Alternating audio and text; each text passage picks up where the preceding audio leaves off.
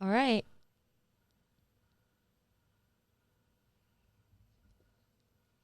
I think we're live. All right. We're alive. Hello, God bless and welcome. I'm Kasey Robertson, and you're watching the Godlogic Project, where we discuss maintaining a Christian worldview in a post-Christian America. As you guys know, the person that usually hosts this podcast, his name is Kevin Haggerty. He happens to be my dad, and I am taking over today, and this should be fun. The two of us together are a hot mess, but but this should be fun.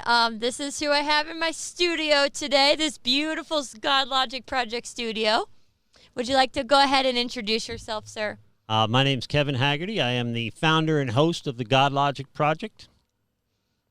And you're my dad. And I'm Kasey's dad. And she's interviewing me today since one day she will take over, one of my daughters will take over the Godlogic Project. And now I'm trying to determine which one it'll be. So could go either way. Well, I think that it should be me because I'm the funniest one and the prettiest one. I'm not the smartest one because that's Carly. Yeah, she's probably going to get it. Let's be honest. Yeah, let's be honest. She's more responsible. Okay, anyway, so today we're going to be talking about my dad's journey.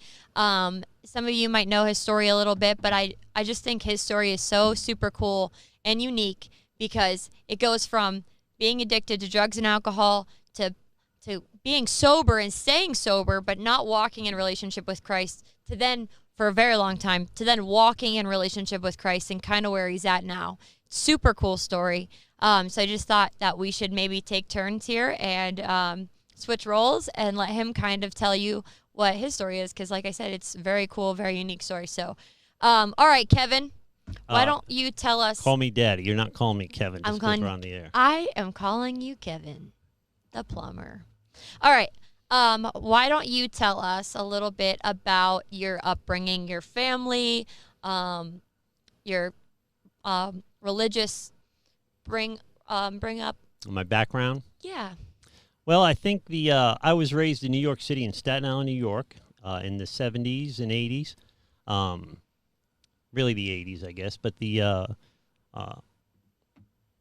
I was raised in church. I was an altar boy. I went to Catholic school. My mother particularly was very Catholic. She was from Ireland, so she was kind of scary Catholic, like Irish Catholic, like holy water Catholic, like doom and damnation Catholic. So I had that kind of background, but it never really affected me, I think, the way it affected my brothers and sisters. So there was 5 of us, but I was never really touched by it. So even though I was an altar boy, I had no real respect for the church or what I did as an altar boy or what a priest did as a priest, for that matter. Right. So it was, I was kind of going through the motions because that's what everybody in New York did back then. Your parish life was a big deal, like our church life is around here now. So it is, but it really was more legalistic. I just did, I went to confession. I would lie to the priest because I know he knew my parents. I wasn't going to tell him the truth, and he rats me out. I also, when I was an altar boy, I would steal money from the poor box, and I would drink the wine in the sacristy, I think it's called. How old were you when you were doing that? Single digits. I was young. So it was. I always had my dad used to joke that he had 4 good kids in Kevin. Oh my gosh. I always had kind of affinity for the bad things, for being a bad boy. I rooted for the Indians in movies and the bad guys in movies, I guess. So it was, while I was raised in it, and my brothers and sisters were all seemingly pretty moved by it. I wasn't. It never really touched me like it seemed to touch everyone else. Well, okay, so can you go from being an altar boy into being a teenager and kind of where your life went from there?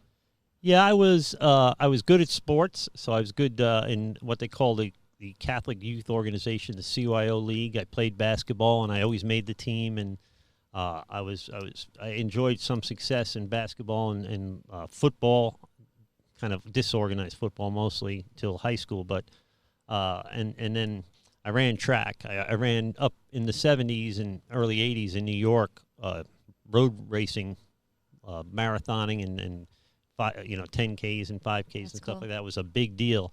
So I remember before I was in high school, my brother was on the track team in high school, my older brother, and so I would run road races with him, and I'd have literally basketball sneakers on, jeans, and a snorkel with the fur around the hood, and I would run a 3-mile race dressed like that and win my age division and get my name in the paper. And it was the coolest thing ever to get your name in the paper when you're 12 years old or 13, to 12 and under, I guess I was. So I kind of got a bug for sports early in life, and I had enjoyed some success at it, and ended up going to the same Catholic high school that my brother went to, but it didn't work out so well for me as it did for him. So after 2 years, I was out and was in public school, but I never really went to public school after that. By then, I was pretty heavy into the drinking and the drugs and the partying, and so junior year and senior year. Junior year, I hardly went.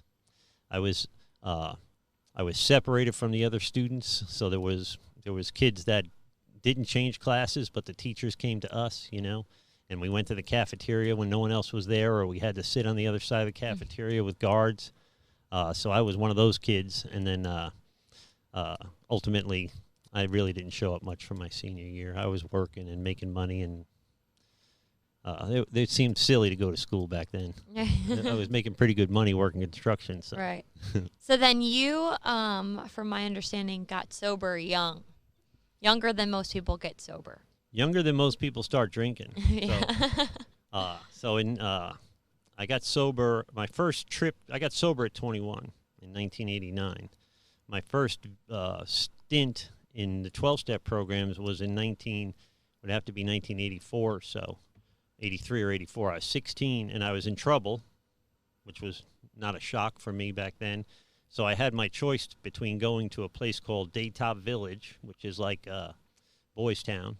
Mm-hmm. You shave your head and rake leaves until they feel you're rehabilitated, or I can go to 12-step meetings for 1 week.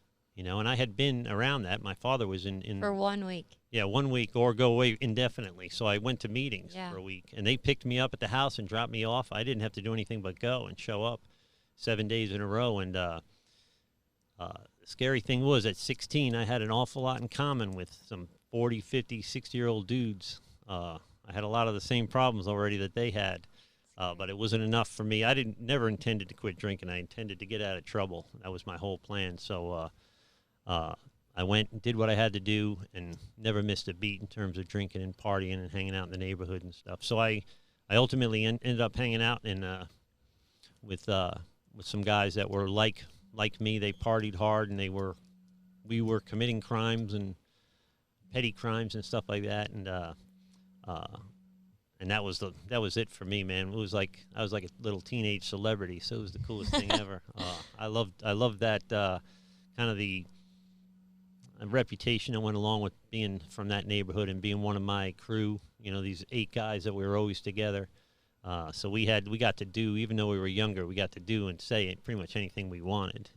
Right. So, which was very cool. So, so I chose the life of a hoodlum over the life of a Catholic altar boy, and then I lasted another 5 years like that, knowing that I had a drinking problem. The last 2 years, cocaine played a big role in my life, and so I kind of credit cocaine to some extent for making me hit bottom faster. So the last 2 years of my drinking, 19, 20. A little bit of 21. I was a maintenance blackout drinker, so I had to drink in the morning. I had to drink as soon as I woke up. I had to drink all day, and I also blacked out every day, so I don't remember what I did. It's scary. All day long, yeah. So I was like a Bowery bum, but I barely had to shave yet. It's crazy. So you get sober at 21. Mm-hmm. Then you move to Florida. Yeah. I left the neighborhood basically because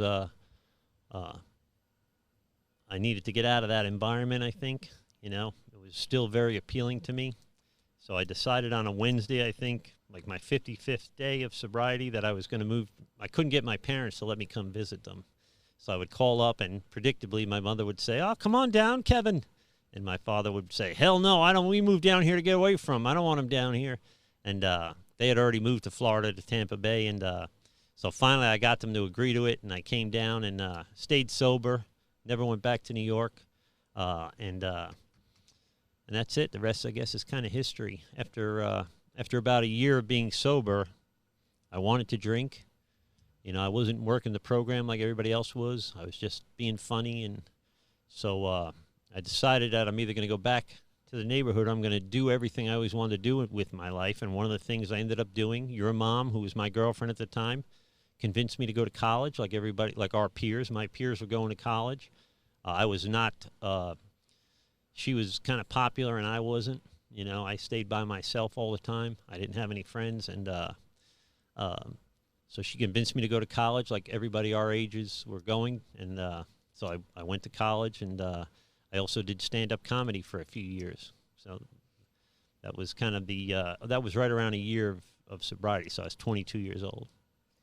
So I remember growing up, and you were sober, and we knew that. It wasn't like it was a secret or anything. You're very open with us about that. But you weren't going to meetings. Up until, I want to say, I was in 8th or 9th grade when you started really going to meetings, really pouring into recovery. And from what I understand, it was based off a deep depression that you finally were at, like, the end of, which I can relate to, because that was my same exact problem too. I was at this depression, you know what I mean, suicidal, ready to just end it all. It's too much for me. And then finally was ready to pour into, like, really was rock bottom, ready to pour into my recovery. And then finally you start going to meetings, you're doing that. What were you, when you were going to meetings, would you consider yourself a believer of God then? What I'm wondering is, how long were you a believer up into how long till you were in relationship? So we as Christians believe there's a difference between a believer and somebody in relationship. Like, I was a believer for the last 6 years, I would say, but only really in true relationship for the last 2. So how, in your story, did that play a role in finally, like, maybe there is something bigger than me out there, to going into definitely a believer? Like, was it like just kind of a slow, gradual thing, or was it like one day you're like, this is it, like, I totally understand now? Or, Well, I don't think I was ever an atheist. In other words, I always believed, it always made more sense to me that there was a design behind everything rather than chance, right? Like primordial ooze made an amoeba that was struck by lightning, and right. life. And it just, they taught us that in school, and it seems kind of silly to me that somebody would believe that. But I also wasn't I just needed God to stay out of my way, sort of, you know. So I knew there was a God, but he just, you know, he could ride in the truck with me, but he better not touch the radio, type of thing, you know. Right. So he, to me, my relationship with God was kind of equal partners in this thing. So I'll call on God when I need him, like he's my houseboy, you know. Right. But he. To me, it was, I believed, I had a lot of respect for people that were Catholic or Christian or any religion, but I just didn't think I needed to be. So in my recovery, you mentioned me not going to meetings, we'll back up a little bit, but in my recovery, I knew how important the 12-step programs were for people and for somebody like me. But I thought that all I needed to do was toughen up a little bit, which was my my go-to, you know. Don't show weakness, be tough, and don't drink, and you should be all right. So when my bottom was I stopped breathing, so drinking again wasn't really another option. Right. I was dying from it, you know. So so the idea that that I needed to hold hands and pray and get a sponsor and talk about my feelings, not for me. I understand you people had to do that. Everybody around me had to do that, but they weren't. You know, they weren't me. I didn't have to do those things. And that kind of thinking had me, 15, 16 years ago, I was ready to kill myself over money. And I wasn't, you know, truth is, when I was 21, I really wasn't worth saving then. I had no no measurable redeeming qualities. I was just a bad kid, right? I was the epitome of a bad kid. You know, sometimes you get a bad kid. I joke about all the time with you. Sometimes it's not parenting. Sometimes it's just a bad kid. Right. But then at 37 years old or whatever I was, God saved me again. I wasn't worth saving the first time, and here he is doing it again, you know. Yeah. So now I'm thinking, I knew instantly that I had to go to meetings again. I had to do the things that I haven't been doing for 17 and a half years of sobriety. So I can tell you that I probably shouldn't tell you this, but you may have heard it on one of the shows, but at 10:30 in the morning, I'm sitting on the end of my bed, hurt, you know, and I'm losing my money, and I'm in a kind of a laborious marriage, and all I have is money, and now I'm losing my money, and I just, at 10:30 in the morning, I was just so upset I was going to take some pills to calm my nerves. Pills I didn't take from my back because I was an alcoholic. Right. Now I'm going to take them to calm my nerves. So that's red flag number one. Red flag number two is, you know, I was getting ready to self-medicate. Then I'm like, you know, I got insurance. These kids would be better with a better father. They'd be better off with, I tried normal life. I tried to be like everybody else. It's not for me. I'm not, you know, I've always been a jinx. I've always been a failure. This is no different. So I was going to just take all the pills and go lay down and die. And I didn't. I put the pills back. I don't want to ruin the ending, but I didn't kill myself. I put the pills back in the jar, and maybe an hour later, I'm sitting on the end of the same bed, and I'm wringing my hands again, this time in joy. I can't believe that God saved me again, and it dawned on me, I have nobody to tell it to. So I have employees and I have customers, but I don't have any friends. I'm halfway through my life, and I don't have any friends. And I knew that night I went to a meeting, and I probably went to 270 in the first 90 days. I used to lie to your mother, my ex-wife, about where I was so I can go to 2 meetings, you know. So most guys lie to their wives to go have fun. I lie to go to meetings. And I would lie to my customers. I'm like, I got to go run and pick up some material, and I'd go to the dry dock for a couple hours and then come back and finish their job with a box of screws or whatever. Right. So I knew the second time that I had wasted my first chance. That's for sure. So for me, in walking into a relationship with Christ, I needed something bigger than me. I didn't need facts. I didn't need, I didn't even need logic. I needed something that was bigger than me that I didn't understand and I didn't want to, right? Like I needed something like magical for me to really understand that there's something bigger than me out there. But other people like you and like my husband Adam needed logic, needed science. You know what I mean? How would you say that science and history and digging into those things really played a role in your beliefs in walking into that relationship with God? Well, you probably know this about me already, but I tend to watch nerdy things on TV. I knew that, yes. So instead of watching Golden Girls, I would watch a documentary on Hitler or something, you know. I'm always trying to learn something. And I was home one night at the Tarpon Springs house, and it was very rare that I would be home by myself. So I knew I was going to be home with no kids and no girlfriend, and had the house to myself. And so I stopped and got a pizza, and then I got a 12-pack of Coke because I was sober and going to meetings at the time. And Coke is awesome. Yes. And so I'm sitting down in the living room, and I'm flipping through Netflix, and I see I'm going through, of course, the documentary section. And I see The Case for Christ by Lee Strobel, the documentary, not the movie. And so I said, what the heck, I'll watch this while I eat. And in the beginning, I could kind of dismiss everything he was saying, you know, as, you know, you're not being very critical. That's not, you know, he's just not a great thinker like I am, right? And but then he got to proof of the resurrection.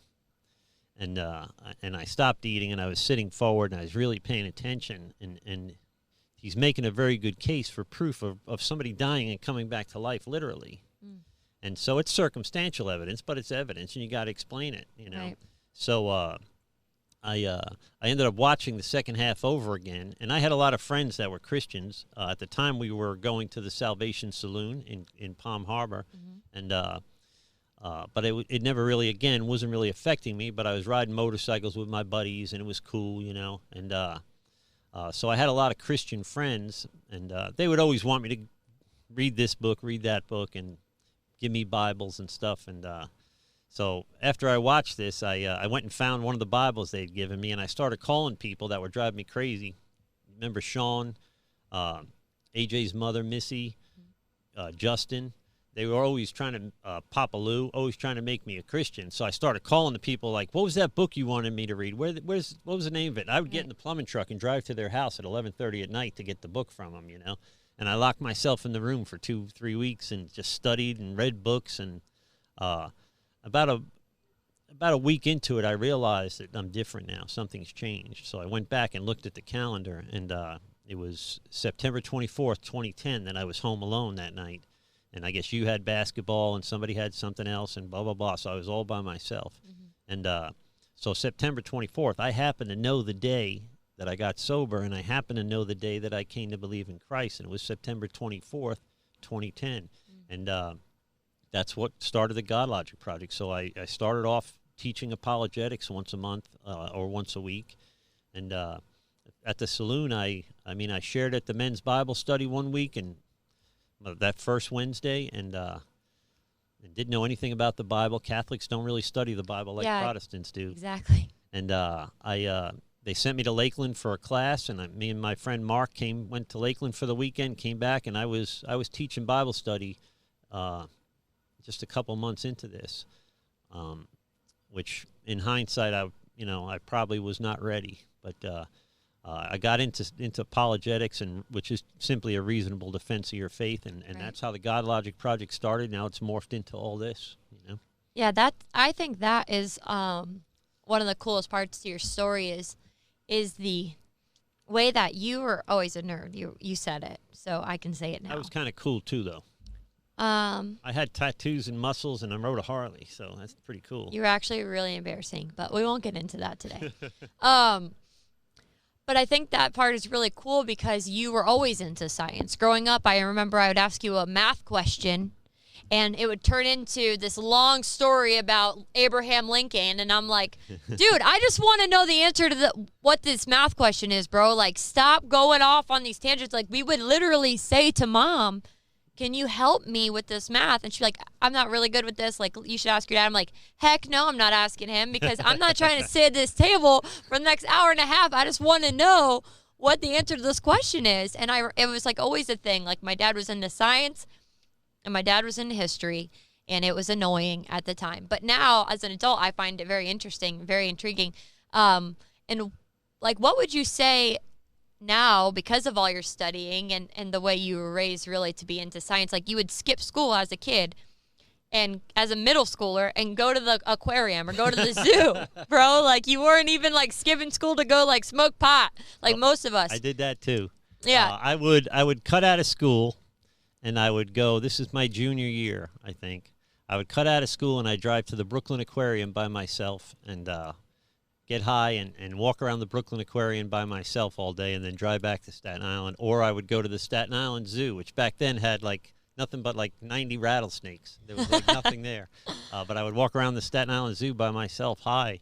I would drive to, I'd take the subway up to Upper East Side of Manhattan, and I'd walk back all the way to South Ferry by myself and just get high and drink and take the subway a little bit and get off in this neighborhood and get off, street performers and eat the food and drink the beer from bodegas. And that was kind of, I liked being by myself and just kind of discovering stuff. I bought a camera at that. Well, I didn't buy the camera. I bought the camera with money. I just stole the money to get the camera. Right. And I bought a cool Canon T70. It was like the camera back then. And I would walk around Manhattan taking black and white pictures with actual film that you had to get developed. That's crazy. You are old. You are seriously old. We're going to open the phone lines up soon, but just out of curiosity, what kind of things, as far as science and history goes, where that kind of conflict with your relationship with Christ now? So, like, what kind of stuff did you start, like, that things you believed in maybe even before that made sense as far as science and history, but then once you started believing, you're like, actually, I don't think that makes sense as science. Do you see what I'm saying? Like, that's really an interesting thing that you've always explained that stuff to me. I love that. What I wanted to do, what I always wanted to do, was teach you guys how to think, not what to think. So the reason that the explanations were so long was I wanted you to know how I got there with what thought pattern brought me to that conclusion. So because if and I think we're failing our young people in this, is we teach kids in school what to think. Really scary. That's really, scary. Indoctrinating them in a certain worldview. I'm at the point now in 2020, and I've been here for a couple of years, but I'm not interested in my kids going to college if it's not technical college. They're not learning one of the STEMs, the science or computers or something like that. Because if you go like I did for a liberal arts degree, you are now, if you don't give them the answer they expect or want or believe, they're going to fail you. So we are sending kids we're sending Christian kids into an atheistic and militantly atheistic in some cases environment, and we're expecting them to survive that. So it's been very important to me with you two, with the two older kids and then with the two younger kids, that they know how to think and not just what to think, that they can derive these conclusions themselves, that they have every right to have an opinion that everybody else has, right? So having said that, I always looked at the gospel message as figurative. I thought Jesus was like the best person that ever lived and a perfect role model in a sense. But I didn't believe he walked on water or turned water into wine. I certainly didn't believe that he died and came back to life till I was 43 years old when that happened. But the idea that did happen literally to me was the beginning. So all of my faith and everything I've done since is all my faith in Christ stems from the resurrection. So I heard somebody say one time that the heart cannot embrace what the mind rejects. And I kind of can relate to that. So if it doesn't make sense in my head, if someone tells me something, or if I see something on TV, I automatically start doing the math in my head, And like, that doesn't make any sense. I mean, as much as emphatically as they believe it, and if they are speaking from a point of authority, if they're a biologist and they're talking about biology, then I have to consider that. But that doesn't mean that it's the end all. So I think if we build our science on bad science, we're screwed, right? We get further from the truth, not closer to the truth. Right. So Darwinian evolution is the one that the idea that we evolved from a single-celled organism, that we all have a common ancestor, there's a lot of them that I studied and battled with, but the idea that we all stem from a single-cell organism there's not a missing link. It's almost like all the links are missing. If you really start to unpack it, it's ridiculous. But we build our new science on old science. But if the old science is faulty, Darwinian evolution, or certainly neo-Darwinian evolution, then how much confidence can I put in that new science if I don't believe the science it's built on, right? Right. So that was probably the big one. There were things that didn't make sense to me. The age of the earth, evangelicals, conservative Christians believe it's 6,000 or 7,000 years. I'd love to believe that too, except that there's certain things you can't explain. So I believe in a global flood. Doesn't get you all the way to Noah's Ark, but I believe there was a global flood or a series of floods. I believe the Grand Canyon was made by a lot of water quickly, not a little bit of water slowly. But I can't get past the distant starlight problem. And so I think I'm probably more of a gap theorist. I think there's a bit of a gap between Genesis 1 and Genesis 2. So we can't take it as a timeline. Right, yeah, when you read it, you think it's almost back to back. Yeah, but there's no indication that it really is. Yeah. Right. So they could have been, Adam and Eve could have been in the garden for 1 billion years before the temptation. Right. It would make more sense if they were, because why would the enemy need to tempt them if they were only in there for a second? You know what I mean? It makes way more sense. That if they were so closely, if it was only a week ago that God warned them not to do it, they would be less likely to do it. Right. But if it's been billions of years. And then maybe they would be more inclined to do it. But, right. So there's things that I don't believe in science, like a global flood. I don't believe the Colorado River by itself formed the Grand Canyon. Right. I believe that there was a glacial lake that had a mud earthen dam that burst, flushed through there, carved all of that canyon out itself. And after Mount St. Helens in 1980, there's proof that could happen in a very short amount of time. A 600-foot canyon, 600-foot deep canyon was formed after Mount St. Helens that it literally took 2 weeks to form, and it has the layers that they talk about, the geological layers. So I think there's a lot of those things that are unanswered. I think that they trying to get to not a God solution to these problems, and there's some value in not falling back on the God thing, but it doesn't mean that you dismiss it altogether. So they found an interesting thing. I don't know if you want to spend time on this, but an interesting thing is a lady named Schweitzer, Dr. Schweitzer from North Carolina State University, found a leg bone from a T-Rex in Montana, I believe, and she couldn't fit it in the helicopter, so she cut it in half, flew it back to the lab in North Carolina State, and just for a goof decided to put some of the tissue from inside the bone in under the microscope in some saline, and she found pliable tissue. So she found proteins. So here's the problem: is that leg, if that leg is 65 or 75 million years old, why is there still protein in there? Right? It's not a fossil. So the argument then would be maybe it's not 75 million years old. But the approach they took after that was, how did proteins last 75 million years? So they're so committed to the dinosaurs being so old that they won't even consider that maybe they're not as old as we think, So I think we tend to come to the conclusions we want to come to, and that makes me skeptical. But I'm skeptical of pretty much everything, as you know. That is true. You are skeptical of basically everything, and that's why I'm a paranoid freak now. Let's read some of these comments. Lauren Herman was watching. I hope she's still watching. Hi, Lauren. Said hi to both of us. We love her. Hi, Lauren. Matter Daddy. Matter. He said, you guys rock. We love him very much. Adam said, a nerd from the streets. You're all screwed up, bro. Ha ha. He's only saying that because his story is literally almost the same as yours. He's also a nerd from the streets. Both you and Adam married your father. How freaky is that? That is actually really freaky. My mom's on. She said, hi, guys. Hi, Mom. I've always wanted to be somewhere and say, hi, Mom. Woo! Woo, Mom! Lauren's there. Oh, she's still here. I love her. She's so awesome. She's wonderful. She's seriously wonderful. She's my favorite person. Besides me. Besides a lot of people, but I just thought I'd say that to keep her watching. Okay. Yeah, she's top 5. Yeah. You're top 5 of mine too, Lauren. Top 5%. Just so you know, top 5%. All right, cool. So I think that your story with science, with history, backing all that stuff up, I find that super interesting. Again, because my story isn't like that. My story is like, there has to be something bigger than me because this whole place sucks. This whole world sucks. Like, there has to be something, and I'm going to pour my heart into it.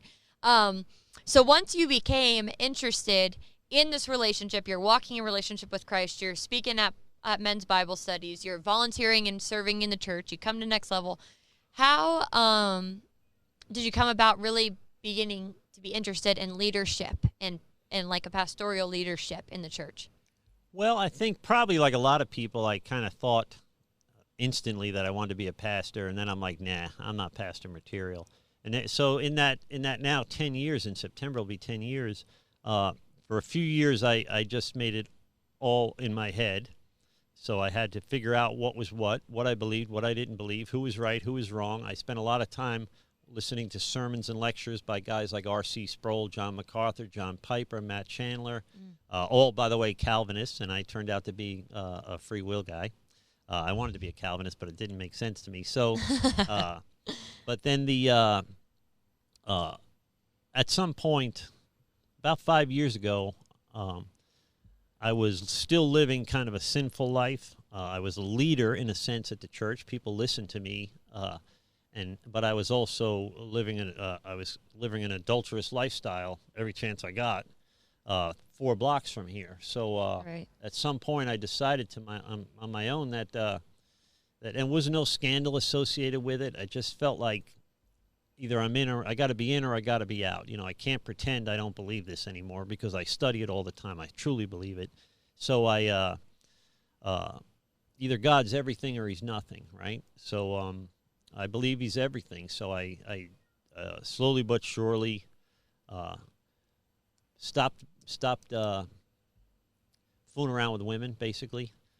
Thank God. It was a secret. I had no plan. I didn't tell anybody for 16 months, and I got off Facebook. I stopped talking to women except hello and goodbye. I didn't really had no clue how to handle that whole part of my life, and but I was pretty committed to it. And slowly but surely, I began to socialize again a little bit more, learning what I could say, what's too far. Certainly, my sense of humor is what got me in trouble most of the time. So I had to tone down my sense of humor around women, and so that's where I kind of committed about 5 years ago to it. And then I'd say about 3 years ago, they approached me or I approached them. We had been talking about starting the ordination process with our Free Methodist denomination, and still nobody knew, or Michael and Christian had no idea that I was living a celibate lifestyle. I was a little embarrassed to tell anybody. So I signed up. I did my year. I'd already done a year in service, then I did my year as an LMC, and now I'm in my second year of a CMC, so I'm almost done. So that really started probably 3 years ago, I'd say. I totally know what you mean by that being embarrassed of that celibate lifestyle, because Adam and I waited till marriage, spoiler alert, and that was the joke of our friends. It was hysterical that we decided to wait till we were married. And I remember being like a little embarrassed of it, but now I'm so thankful that I waited. It means so much more, and our relationship is really bonded off something totally different. Yeah. Than like a sexual bond. Sorry, you're my dad, but yeah, and I don't want to hear about that. But it's just a really cool thing for anybody watching, like really waiting. Anyway, so I want to get into I want to open the phone line here soon, and I want to get into kind of some current events that are going on in the world today. I'd like to talk about that with you and just have that discussion. But leading into that, how do you feel that being a Christian, okay, so for me, politics and current events make more sense to me as a Christian. Yeah. So once I became a Christian, that made more sense to me. I have a friend who's conservative, and I won't say her name, but we often have conversations about politics, more so recently. And to her, because of politics, Christianity makes more sense to her. So she kind of was the opposite way, where now that I'm understanding politics, I'm kind of understanding this God thing. I'm kind of interested in this God thing. With me, I couldn't care less who the president was. I could care less what they were doing. I had no idea what they were doing until I became a Christian, and I start realizing, well, that's not right. Well, that's not what God's word says. You know what I mean? So how would you say that this being a Christian plays into your patriotism in your life? I would say, first of all, I didn't care about politics when I was drinking and drugging. Ronald Reagan was the president. I was a punk rock anarchist, probably socially. We grew up in the Cold War, so we never knew if we were going to get blown up. If the nuclear holocaust was going to happen today or tomorrow. Ronald Reagan was a cowboy, and he was a very divisive personality. And but me as a kid, I was into kind of anything antisocial, anything horrible. I was attracted to it. So I listened to Dead Kennedys and Black Flag and the Sex Pistols, and just really as unpleasant as I can be to normal people. I tried to be that, and it wasn't until I quit drinking in 1989, and then, like I said, a year later I went to college. Well, I took political science leading into the election in 1992. So I'm studying political science during an election year, which was perfect. I hate to say this now, but I was a Democrat. I registered to vote for the first time in my life since I quit drinking and being a criminal. I voted in every national election since Clinton in '92.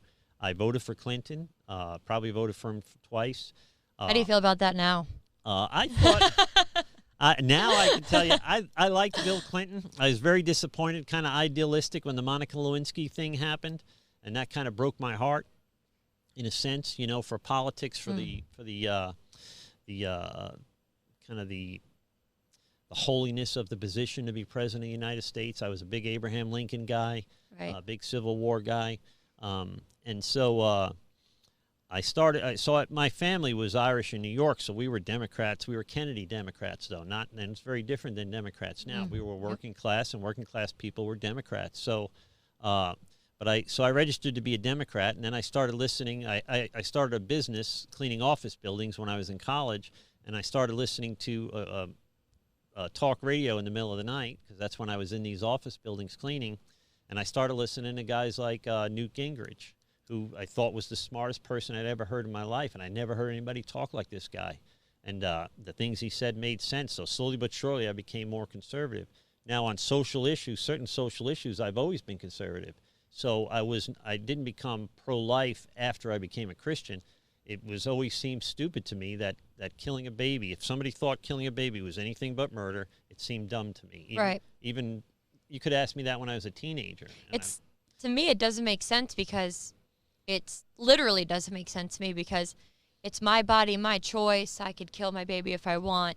However, if I was pregnant and somebody came and shot me, they would get charged with double murder. Right. So it's contradicting. And it's two bodies. It really is. And we know, if we want to get a little scientific, we know that the entirety of the baby's genetic code is written and complete at 6 or 8 weeks. That means it's scientific. By the time you know you're pregnant is about 6 or 8 weeks. Yeah, so you know now that is, it may be still a glob, but its DNA is complete, and it is completely a different person, scientifically, with a heartbeat. Genetically different than you. So it's two bodies. I didn't know that back then, but nobody knew that back then. Right. We know that now.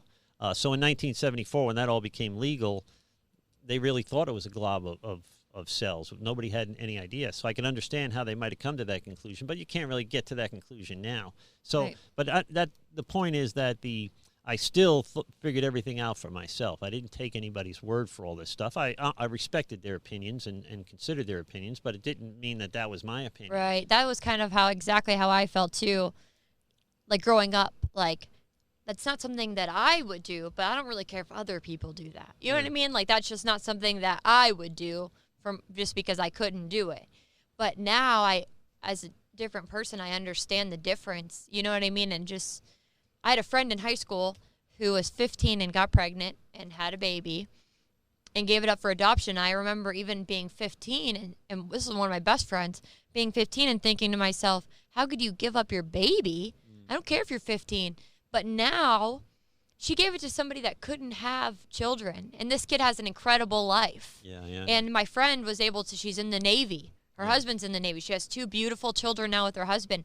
Both of them have better lives because of that selfless decision. So to me, I don't want to make, and I don't want anyone else to make 2 mistakes. Yeah. So you make one mistake, getting married out of wedlock or whatever.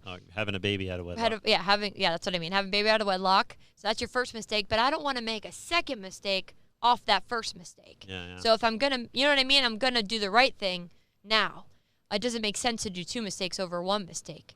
And that's logical. So that makes sense. And then at least the baby has a chance. But so I was a Democrat, but I would, if you asked me what I thought about that back then, I would tell you it's murder. It's nothing else. And I had conflict with people over that. And then but I decided, I began to see how toxic the partisanship is, right? So it strikes me as kind of creepy that people seem to believe exactly what their political party believes. And if their political party changes their mind, they change their mind. That's creepy to me. That is kind of creepy. So robotic almost. So I changed my registration to independent after a few years. And so I've never actually been a Republican. I was a Democrat, and then I became an independent years ago, and probably 25 years ago, I bet. But I get mail, creepily enough, I get mail from the Republican Party, to their fellow Republican. So they're obviously either figuring out how I vote or what I say on social media. But they literally, the Republican Party thinks I'm a Republican and send me, surveys and Republican information. And I can tell you now for sure, I voted for Gore. I voted for Clinton. I always prided myself on being able to vote for anybody, as an independent, even as a Democrat. But I can't see a scenario where I would vote for a Democrat anymore. I mean, they seem like an organized crime family to me, and the control they have over the media and how the media protects them, and it's so un-American, so bad for our democracy, for our republic, that God bless anybody that does it, but for me, I can't imagine I would ever vote for a Democrat again after all these years of being the guy that would vote for anybody. It's just I'm not even a big Trump fan, but the Democrats have me rooting for the guy. Right. I think to myself, I hope he gets it. I hope this is not what they say it is, and it never seems to be what they say it is. They control the media, they control our colleges, and that's very dangerous. People that don't see that, it's again, it's a little creepy that people are so devoted. They're as devoted to their politics as I am to my Creator, right? To my Savior. That's freaky. Well, we're born with a natural urge for, like you say, we have a God-shaped hole when we're born. We fill that with whatever else, So that idol is that God-shaped hole that people are filling that with. I also, graduating from high school as an 18-year-old, registered as an independent. So I actually believe I'm still registered as an independent, but I now, with my Christian understanding, and kind of leads me to very conservative right side, I do like Trump, and I do support Trump, and I think he's probably one of the best presidents this country has ever had. He's doing an incredible I'm not a job. Trump fan, and he's doing a great job. And I personally like Trump, but I totally agree with what you're saying with there's not being a Trump supporter doesn't mean I agree with the guy as a person. I think he's a jerk. We all know he's a jerk. You know what I mean? I'm not saying he's like freaking Jesus, but I think that what you're saying is totally right about not being able to vote for a Democrat because their views are so warped, in my opinion. And getting more so. So now as you become politically aware, you're seeing I was kind of a centrist. I probably still am on a lot of issues, but the left has gone so far left, right? They've left the reservation. I mean, it's what they're proposing now is totalitarianism. It's fascism. It's socialism. It's all the things that have never worked. How a young person can go to college, graduate, and come out thinking somehow that socialism is good, and when they took economics, did they skip the 20th century?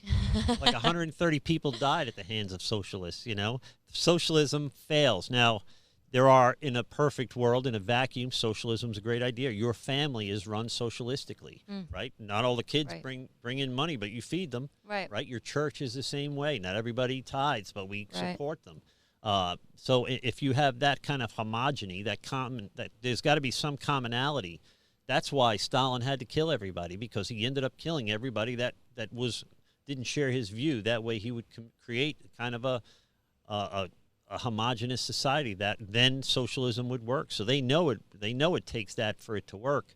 So what they don't tell you is they're going to have to kill everybody that disagrees with them, in order for this to work. Castro did the same thing. I mean, once he got power, he killed or ran off everybody that helped him get the power because they didn't agree. Stalin killed guys that were some of his leaders because he suspected they didn't agree with him. And that's exactly what we're seeing today, is maybe not physically kill, even though we're seeing tons of violence from the left, which eventually the right is going to get pissed off, guys. Spoiler alert, you better be careful.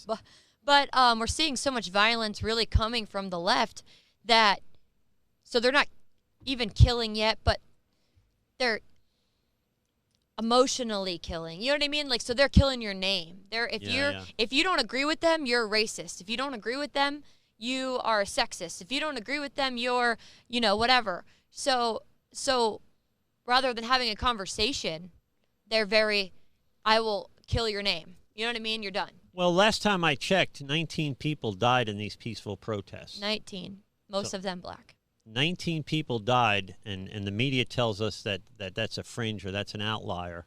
But the same media will tell you that everybody that supports Trump is a white supremacist.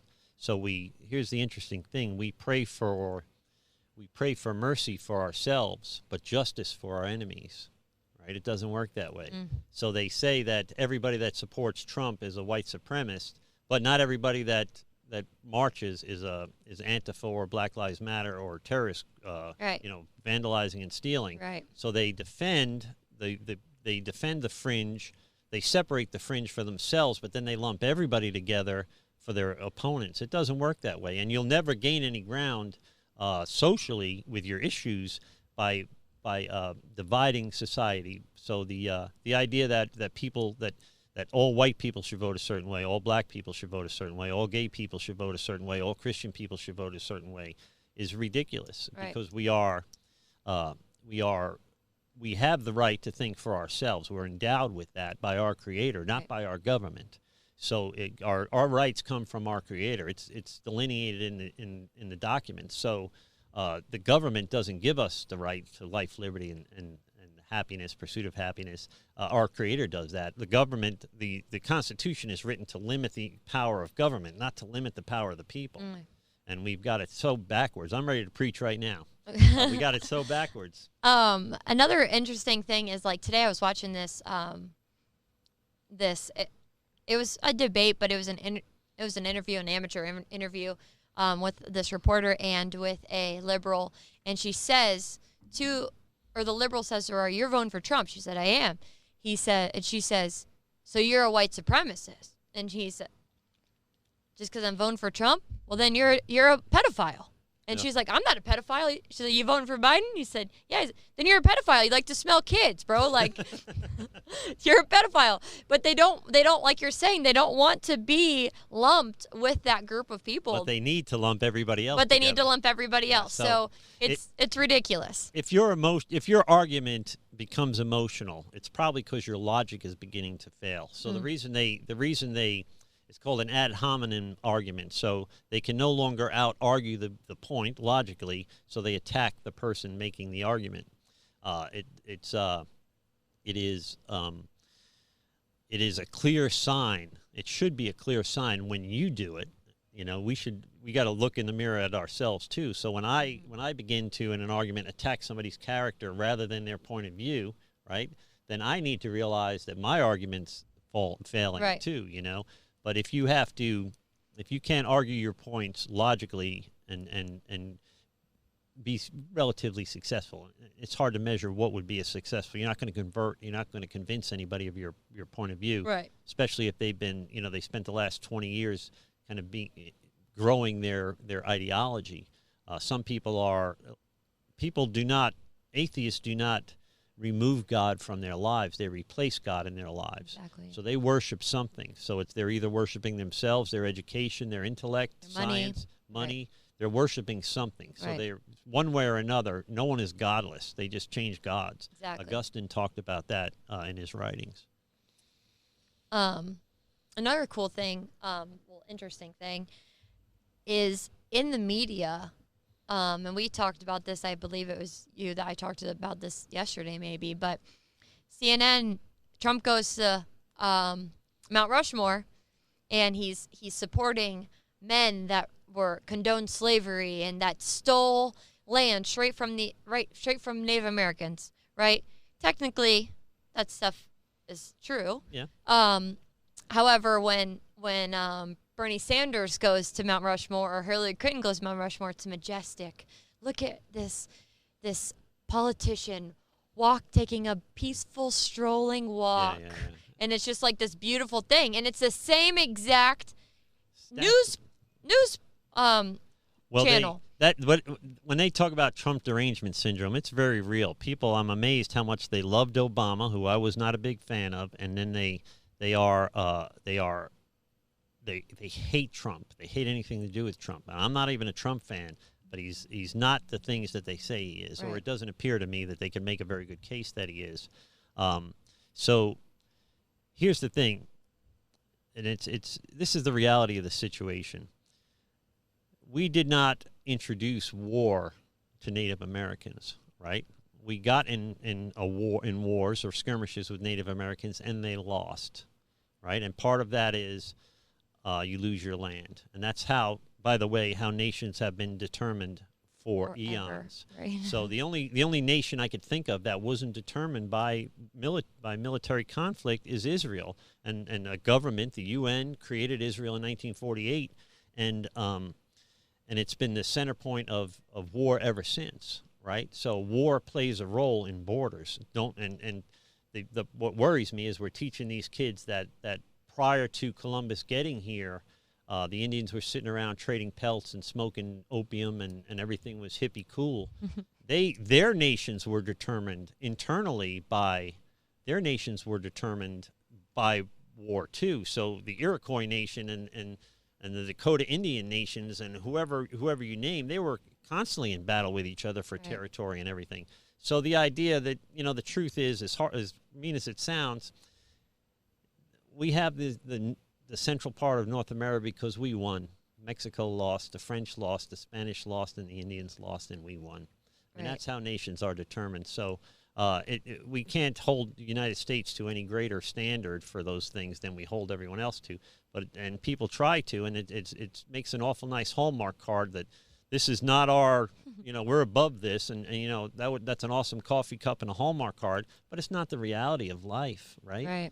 I mean, I challenge anybody to name a nation besides Israel that wasn't determined, their borders weren't determined by war. Right. It's the nature of man. There was not just war in Native Americans, there was things like cannibalism in Native American culture. And that's kind of where I'm at with it is that was normal then. So, and not that makes it okay. I'm not condoning slavery. I don't think slavery is a good thing by any means. But it was normal then.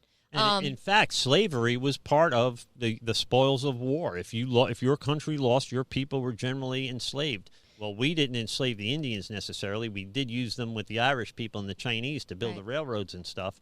But we liberated Europe, and we didn't take Germany. And we didn't take half of France because we liberated their country for them. So if we're talking ethically, we certainly handle things. Look what we did to Japan. I mean, we could have taken Japan for ourselves, and instead we helped them rebuild their country, right? And they were allowed to have a defensive army. They were allowed to participate in world economy and took over world economy in the 80s, right? I mean, everything was made in Japan. So if you're going to make that argument that white European Christians are evil and condone slavery and these types of things, the only argument I would make is, then why are these countries still countries? Why haven't they been colonialized by the United States? Because every other country, including England, Spain, and France, colonialized it. When they defeated somebody, they took over their country too.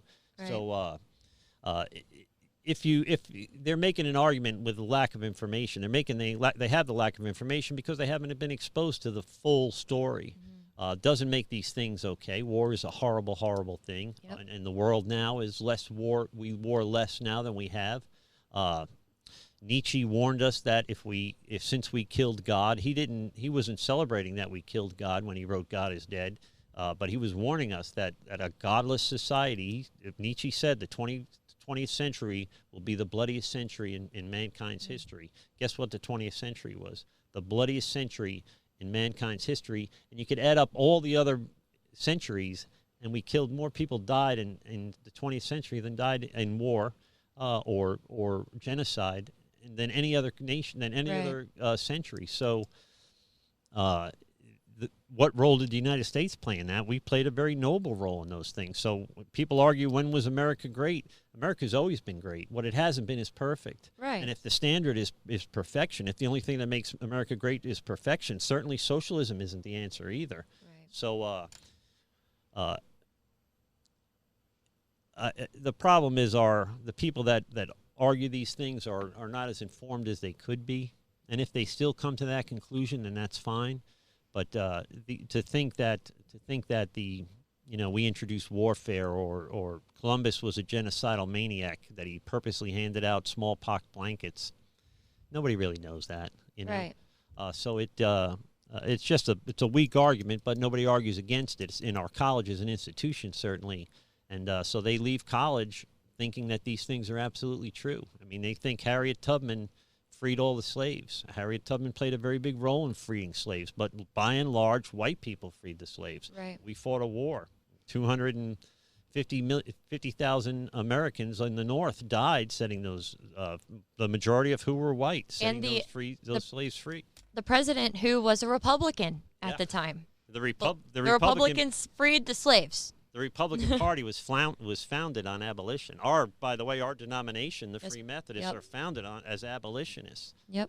So they had a problem. B.T. Roberts had a problem with Methodists at the time. It was Episcopal Methodist Episcopals they were officially anti-slavery, but some of them owned slaves. And B.T. Roberts in the 1850s said this is not okay. We can't own slaves. Right. Granted, he was from upstate New York, where there were no slaves. It was easier to. Right. Here's the thing: people that are holier than thou now in the 21st century, if you put them back in the 19th century, if their economy relied on slave labor, they would have been okay with slavery. Right. Most people. And that's exactly what I mean by it. I'm not condoning it. And I don't think it's okay by any means, but it was normal then. That's how the world worked, and unfortunately, to me, that's part of our history. I grew up learning about slaves. I grew up learning about how we can overcome in America so many obstacles. You know what I mean? Martin Luther King was a hero, and I believe that. Still to this day, believe that Martin Luther King was a hero. We have black family members that we love and care about very much, and I could not imagine not having them in our family. Well, I hope, and you probably support this, or your mom certainly would. I never allowed my kids to be anything but not race blind or color blind, but regardless of the color of somebody's skin, you treat everybody as an individual, and if they turn out to be bad, then you treat them, you act accordingly. You don't have evil people in your life, but if they, it doesn't matter.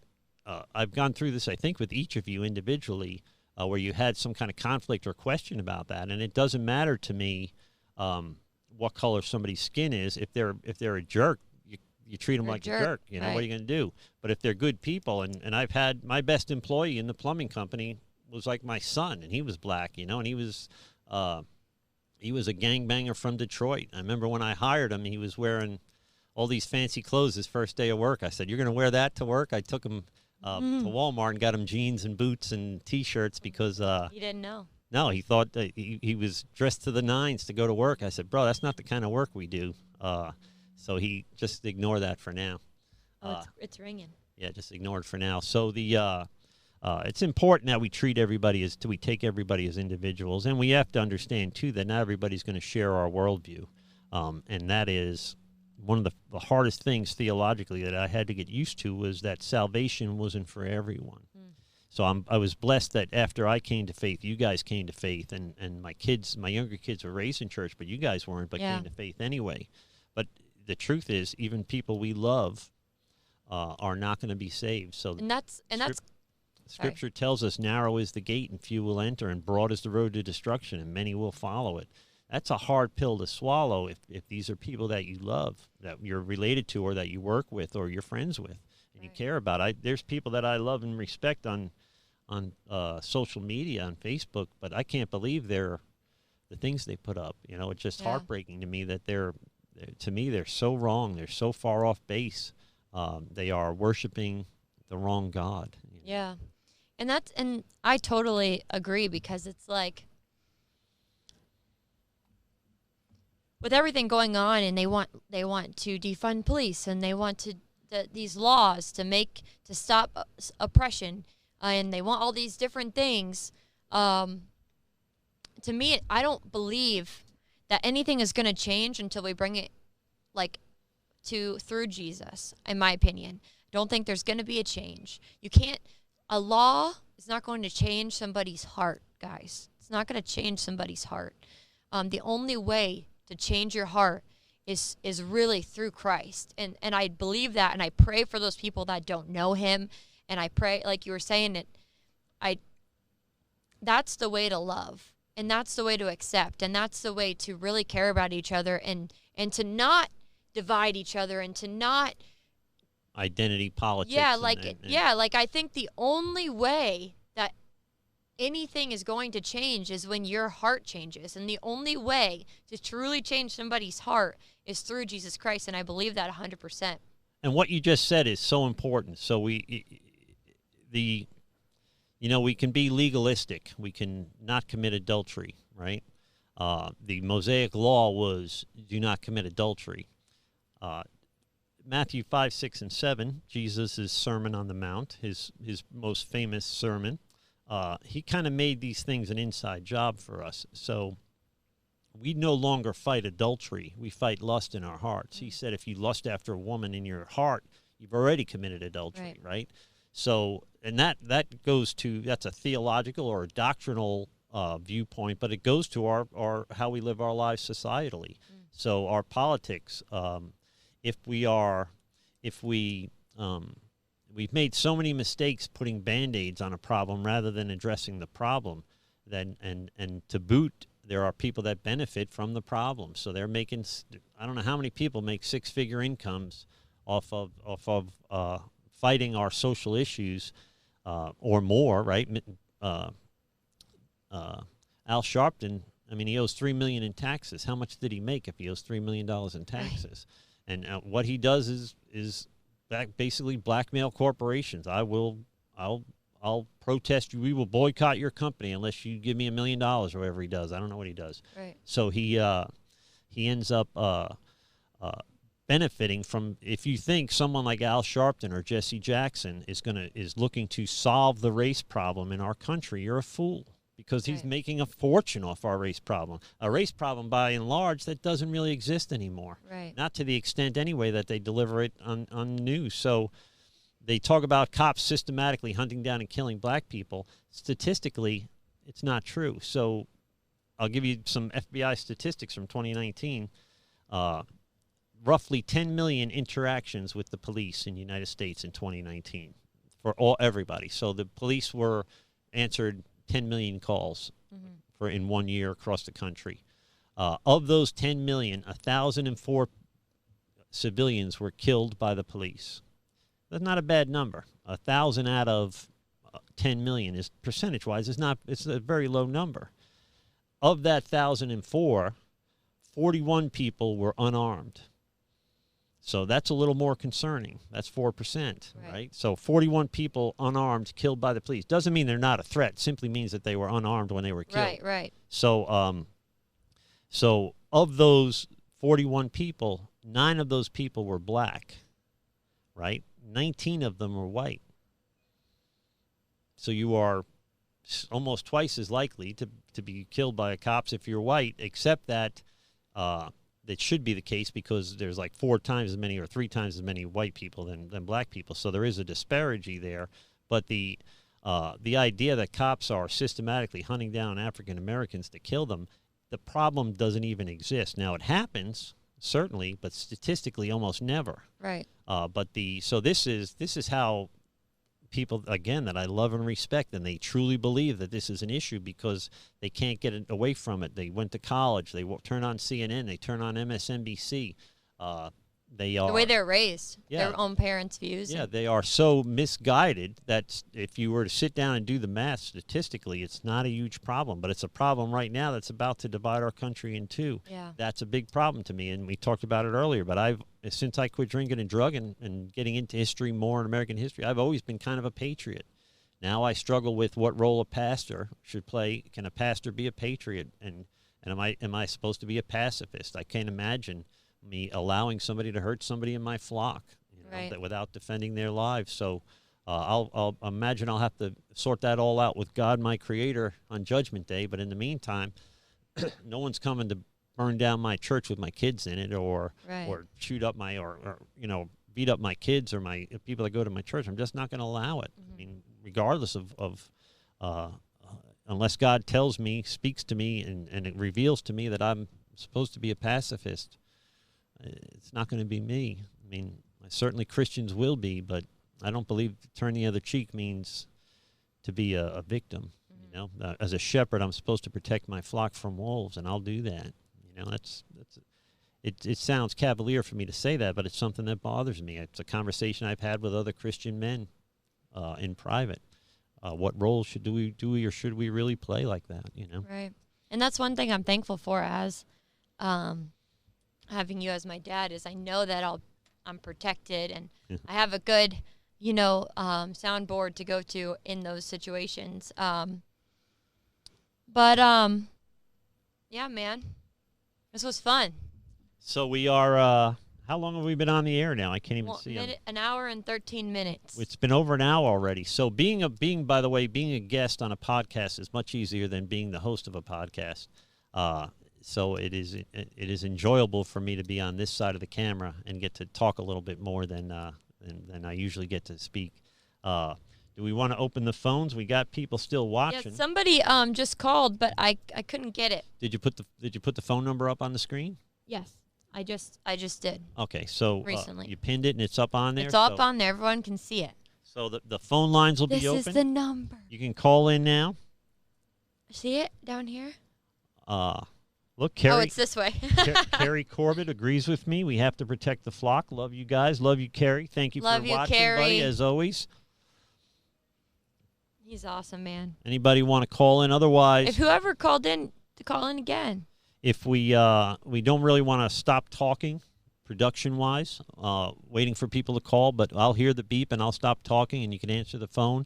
You got to take them off mute and tell them they're live. You got to let them know they're live on a podcast. Okay. So they don't say, and if they're going to be crude and curse or say something horrible, we can't really stop it because it's live.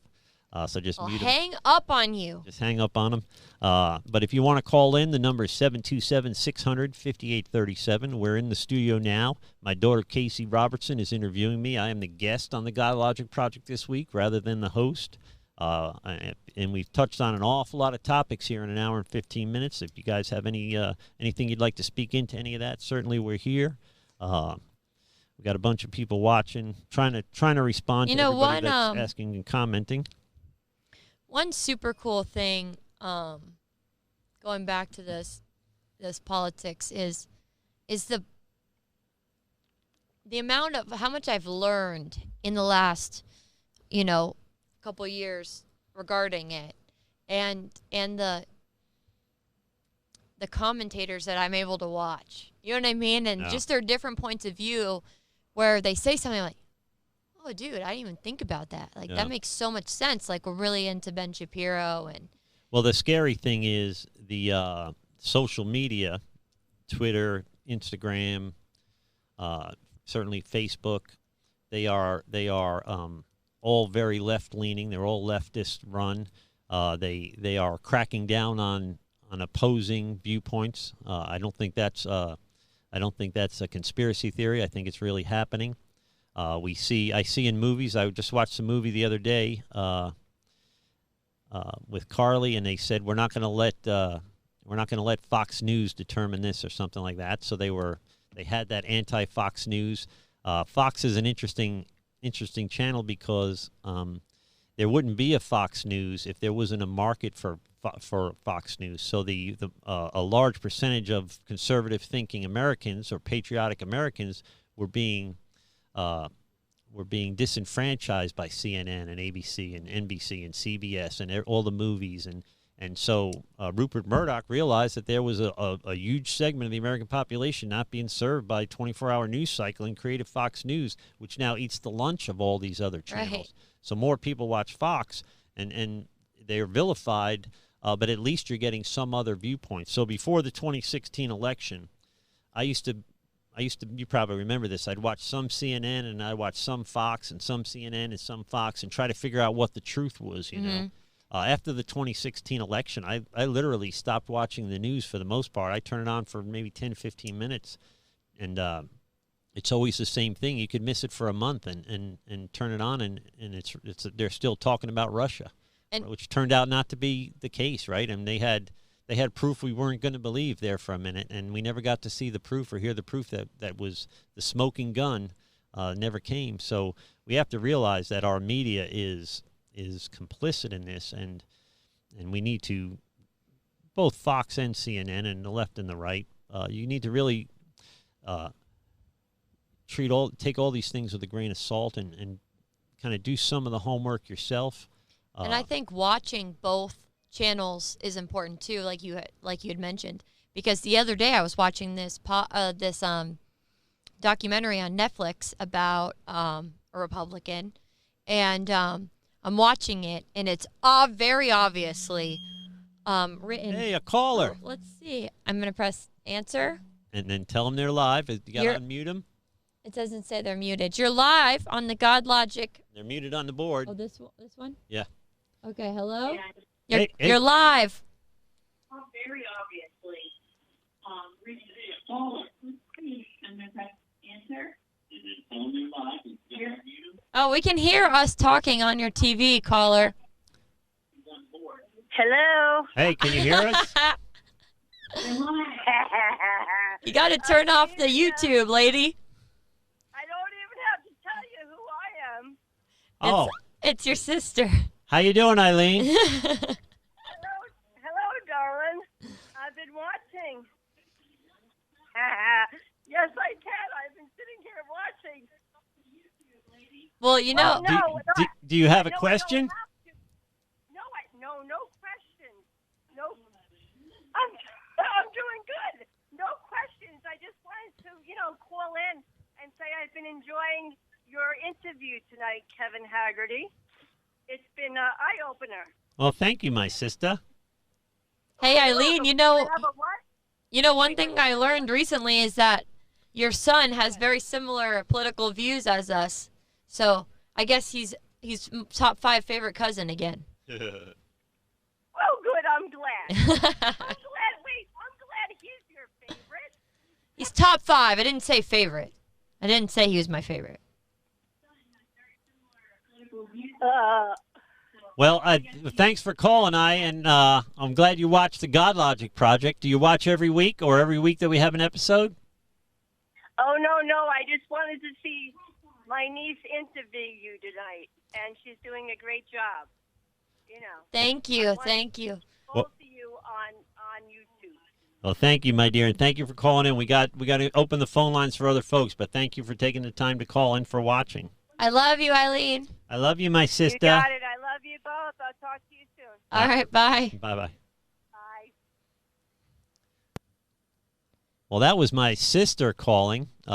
Obviously, Is she your favorite sister? didn't have a question, but she did want to call in and tell us that she was watching. She has a strange New York accent. Do you hear that New York accent? She's so cute. See, when I quit drinking and drugging and moved to Florida and I went to college, I purposely, intentionally tried to lose my New York accent. In other words, I didn't want to sound like Robert De Niro my whole life, so I disciplined myself on being articulate and speaking less like a hoodlum, right? I wanted to blend into society a little bit better. But if I get if I'm around New Yorkers too long, or if I get upset, you've heard it. Yes. My New York accent comes back if I'm mad, and I don't get very mad often anymore, which is part of one of the gifts of my faith and my walk with God, is that I tend not to worry about the things that used to really upset me, It's funny growing up with you as a dad, because I would never need to have a spanking or anything, because you would just hit me with the New York accent, and I'd know you were not playing around. Like, this is time to be serious, Kasey. Yeah. And Kelly. So when I was a kid, my name is Kevin, and so I had a brother Jimmy and a brother Billy, and if they were in trouble, which was not as often as me, but if they were in trouble, it would be James or William, and they knew they were in trouble when they got called by their official name. But when you're named Kevin, I had no idea. I'd walk into that room blind and get smacked across the face, because I didn't realize. I didn't know what the heck they were calling me for, because they weren't, they didn't call me Kevy, Right. So having a name like Kevin, there is no, some people call me Kev or Rev Kev, but rarely. So Maybe me and Lauren Herman can start calling you Kevy. it's probably best that Lauren I think Herman that's a never good calls idea. me Kevy again. Lauren, it's going down. We're going to do it. You can call me Rev Kev. You can call me Pastor Kevin. I think that's probably, since you shouldn't call me Kevin in staff meetings. Kasey, by the way, is ordained by the same denomination, going through. She begun her process to be ordained, so she's technically Pastor Kasey, but she tends to, in staff meetings, call me Kevin. and that is, I think, inappropriate. It's not scriptural. Well, I have to put him in his place when he thinks his ideas are better than mine, and they're usually not. Well, let's face it, you are a rock star. Yeah, so a rock star. I mean, you already you've been here like less than a year, I think, and you're already everybody's favorite staff member. So they are people that used to say, "Aren't you Kevin's daughter?" Now see me and say, "Aren't you Kasey's dad?" Dad, so it's I need you to just stop talking for a second because I just need to drink some of my coffee. All right, AJ. Look at that cup. Liberal tears. In case anyone needs a good old cup of liberal tears. Yeah. I think AJ got me that for Father's Day or something This is a great cup. I just wanted to show everybody. Well, look behind you on the shelf is a Ben Shapiro Liberal Tears cup right there. Look at that. And then hot or cold? A Rev Shapiro Kev fan. cup. And then remember when you had the Kevin the Plumber thing made, and they didn't use a capital P in plumber, and it always bothered me. Oh, that's why you never used it. Yeah, I was going to keep it anyway for kind of a memento, but plumber is an important job. It should be capitalized. And not exactly Kevin the electrician. That could be lowercase. But when you get Kevin the plumber, that should really be That is truly debatable, in my opinion. So yeah, man. So there's a very good chance nobody's going to call in. I really was hoping Carrie would. And because we talked about the things, here's the funny thing. Because we talked about the things that we talked about, it's very difficult for people to talk about these things. So I see people on social media making their arguments pro, left or right, whatever it is, and I'll message them, want to come on the podcast? And they're like, no. Right. So they're not confident in it. No, so they are bold in their assertions behind a keyboard, but if they were to sit down and have the conversation. So I always admire people. By the way, I want to thank everybody for supporting the Godlogic Project, subscribing to the channel. And if there's anything we could ever do for you guys, just message me at godlogicproject.com if you need help in recovery, chemical or emotional recovery. If you have theological questions, I'll be glad to work with you through those. And certainly, if you just need prayer, message me at godlogicproject.com. I'll get back to you, and we'll set up a time to talk on the phone. And if you have a story we can tell, and if you have a salvation story or a story of recovery, I'd be glad to have you as a guest on the show. If you think you'd like to be a guest on the show, message me. I've had a couple of guests that I didn't know, but they messaged me, and we talked on the phone, and I liked their story, and I made a podcast out of it. So if you want to be a guest on the podcast, certainly godlogicproject.com. You can message me there, and it'll come straight to me. And I say that to say this. I've always admired people that were willing to come in to the studio or willing to be on the show, because we may very well talk about things in a podcast, a live podcast, by the way. We don't record this show generally. We do a live show. That can be taken out of context, or it could be a little bit embarrassing if you can't back up if you don't have time to Google your position, right, and back up your position. Right. So, and oftentimes people don't. They just are listening to CNN and hearing words and repeating them like a robot, rather than being able to back those up with statistics and both sides. Both sides tend to definitely do that. So I always thank and off the air I always I thank and admire people that are willing to come on the show and talk about tough subjects. And you did a good job tonight, Case, running this show. So eventually the Godlogic Project will be taken over by someone else, probably somebody younger, smart, and better looking. Maybe better looking, but not smarter. I mean, at least maybe Carly can get to that point. But you've got a lot of catching up to do, girl. You got a lot of catching up to do. Well, you did a really good job. We talked about co-hosting more often. So, but you got like 20 kids. So yeah, I also got a husband now. Getting you over here. You could take them. Right, Adam? I think Adam should watch the kids by himself more often. I think Adam should quit his job and stay home with them, and I can go to work. Because that's not a bad idea. This stuff is not fun. Being a parent is not easy. No. I've been a single mother for 8 years. Yeah, instant regret. Sometimes I think I'm not cut out for it. I'm not built to be a single mother. Yeah. I don't have the hips. Okay. There's that. That's not too embarrassing, is it?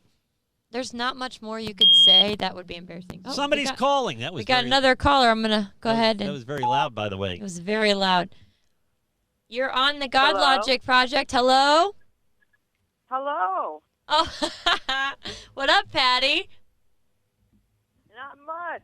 This is seriously a treat for Dad's sisters to be calling in tonight. Is this my other sister on the line? This is your favorite sister. We're just so proud of Kasey. Well, she is. She's trying to take over my whole empire here. I don't have to try, to be fair. She looks so good on my TV. Even with the nose ring, which I'm not wild about. The nose ring was an instant regret, and I walked out of that. We went to the mall to get Easton's ears pierced, and we made a deal. We didn't want to get his ears pierced. Let's just be clear. But we made a deal. You don't have accidents for this amount of time. You can get your ears pierced, because he wanted them pierced because Kennedy and Mason have theirs pierced. So we're like, okay, we'll take him to the mall. He gets scared. He doesn't do it. Adam's like, well, you've been saying you want to get your nose pierced. You want to just go get your nose pierced? And I'm like, no. And he's like, why not? I'm like, I'm kind of scared. After we just made fun of Easton for being scared. But I got it done. It instantly was regretful.